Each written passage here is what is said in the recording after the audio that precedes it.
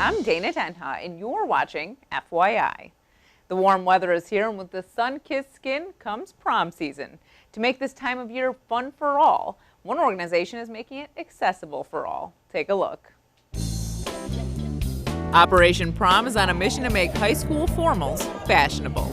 Operation Prom is a national nonprofit organization. We give away free prom dresses to girls so they can go to their prom. I found many dresses. There's a variety that you can choose. There's accessories, jewelry, and many things that you can choose for your next upcoming dance. Operation Prom was founded by a woman named Noelle, who's based in New York, about 5 years ago. She started just by seeing a need for underprivileged teens who wanted to go to prom, but they couldn't afford to go to prom. So she started raising money to purchase dresses, but people started to donate dresses. Those dresses just taking up precious closet space could live again.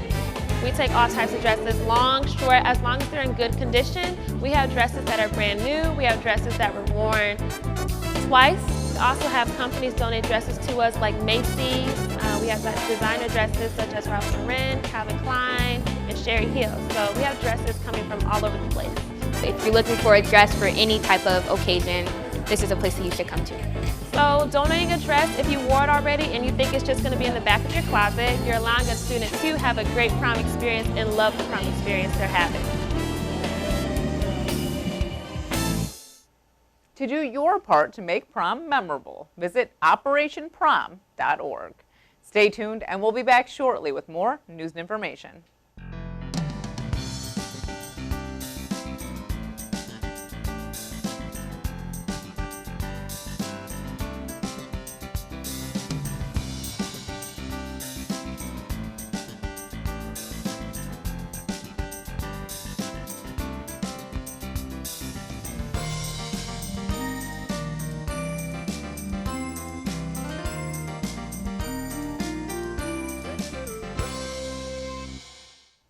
We've heard about the high schoolers' agenda, but now let's take a trip over to the University of Michigan Diag to check out some campus life.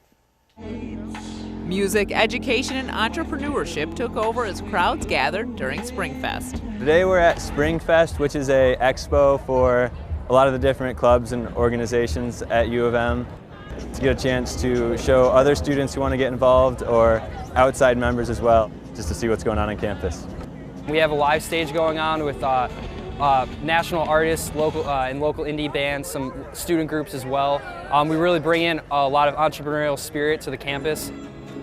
Music Matters is responsible for bringing everyone to the yard, from student groups to startups. Music is actually an acronym for Michigan undergrads serving in the community. Woven Wind, which is the one we're on, focused on building wind turbines that are small scale. We've implemented several at local elementary schools in Ann Arbor. It's just great to see what all the students are doing on campus, and it's really fun on with all the different activities we bring in. We got some pop-up shops from Detroit.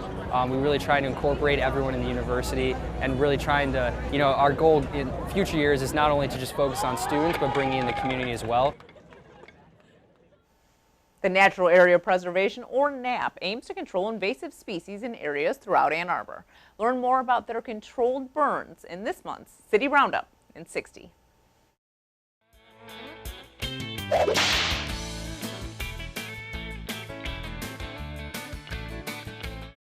Hi, I'm David Borneman. I'm the Natural Area Preservation Manager for the City of Ann Arbor Parks Department.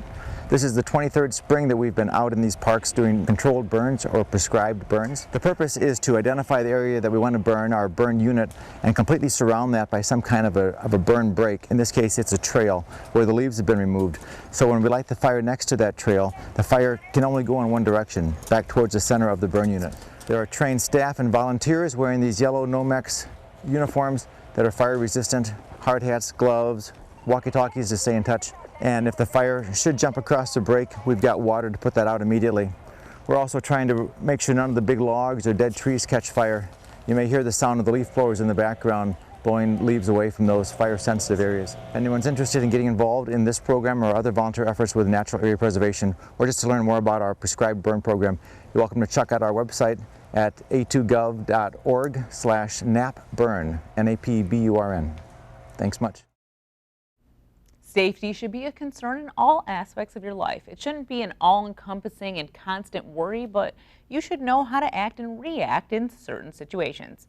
Ann Arbor Safety Unit is ensuring the safety of city employees monthly through videos and exercises to keep us in the know through a variety of scenarios. Joining me is Steve Schantz, Safety Manager for the City of Ann Arbor. Welcome to the show, Steve. Hi, thanks. So why don't you first kind of explain what the safety unit is and how they are interacting with the rest of the city employees? Yeah, so we cover occupational safety and health for the organization. So all of our employees, by law, require us to have a program, and we identify and mitigate risk for our employees. In addition to that, we're pushing outside of our organization as well into the public. So safe routes to schools, safe crosswalks, those types of areas. We're kind of integrating our approach to safety, the priority first, the things we can do up front, and we're pushing that out to the organization, kind of an awareness campaign for us. So. And that's the A2B Safe campaign. Yes, A2B Safe. Yeah, so this is rolling out pretty much as we speak now. It is, today. Yeah, so why don't you give me kind of a rundown of what we can expect to see with the A2B Safe, because you have this poster here, and it's the phone down, heads up, which is a pretty constant one, I'm sure. It is, yeah. So there's two facets. There's the internal part of it where it's going to be every day, all the time. So our employees are going to see our safety campaign and our logo on pretty much everything we do.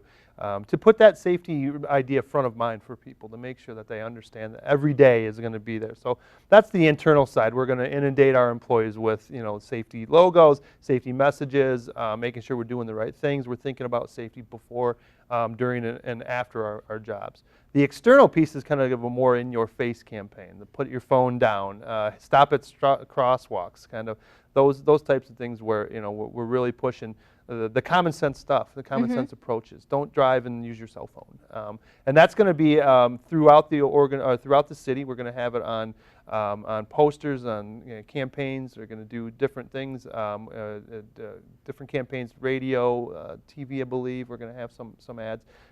Everywhere we're going to integrate it, and we're hoping to have a citywide approach to that, not only just for our organization, but we're hoping to partner with the universities, the public schools, the larger employers, AATA, those entities that they can use our campaign that we've put together. They can use that as their own as well. So we're kind of hoping a citywide approach for this message. So when you're thinking about this message, so there's research involved, and you're kind of figuring out what are the biggest sort of safety concerns that you might have with everybody, not just city employees. So what are like maybe the top 3 big things that you see in the city of Ann Arbor? Driving is one. So drivers not paying attention. The cell phones are becoming a major problem for everywhere in the country. I think it's surpassed drunk driving as the #1 accident. Pedestrian safety, making sure that people are stopping for pedestrians. That we are a walkable city, so we want pedestrian safety. And then just an awareness to the surroundings. We have emergency events, tornadoes, and those things are becoming more prevalent. So we wanted kind of an emergency response approach. Prepare, plan, before an issue happens, and that's kind of our internal approach as well. We're focusing on the things we can do ahead of time, so that's kind of where we're going with that. But those are the top 3 really that we see. We want to make sure we get the message across. Yeah, the interesting thing when I look at the phones down, heads up kind of thing.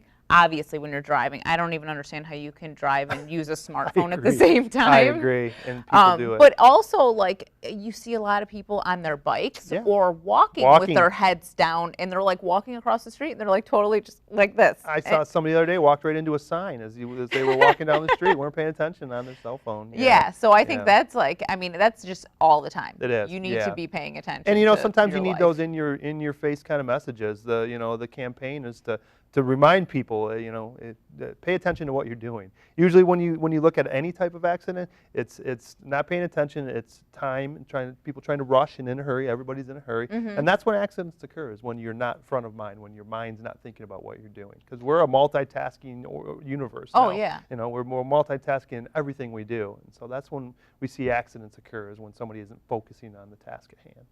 Well, and you mentioned that the safety unit really is more about being preventative. Yes. Yes. Yep. We're focusing on what we call leading indicators, the stuff that we can do ahead of time. Safety training is our big push. We're training the entire organization. Every employee that we have has a training plan. We're doing self-inspections. We're catching the things that we can fix before time. We're identifying risks, trying to remove risks completely instead of trying to mitigate for that risk. We're trying to remove it completely out of the process. Those are the things we can do ahead of time before accidents occur. So that's our focus, and it's the same concept when we push this campaign out into the citizens out into the city. As things that you can do ahead of time. Prepare. Put your phone down. Make sure you got a vest on when you're riding your bike. Make sure people can see you when you're walking down the street, crossing the street. Those types of things we really hope can help avoid accidents and make people safer. And when you're dealing with the city employees in the training, how did you come up with sort of like, does everyone have the same training? Because I was kind of like looking, some of ours, I mean, I think probably everyone has to do active shooter. Yes, there's some basic ones that everybody has to do. But no, what we did was we took an approach. We looked at all the jobs that we have, all the areas that we have, so across the city, different departments. We looked at each job that everybody does, and we associated hazards with those. So, let's say you work in excavation, and we know that digging in the ground is a dangerous situation. So we listed all the hazards associated with that job and the things that they face, and then we assigned training to that associated with that hazard. Not that training is going to remove hazards from people, but it's going to, again, put front of mind. It's going to teach them how to stay safe. It's going to teach them what about their job, what maybe they need to look out for. So we did that for everybody, all of our 755 plus employees. It was a big undertaking. It took us several years.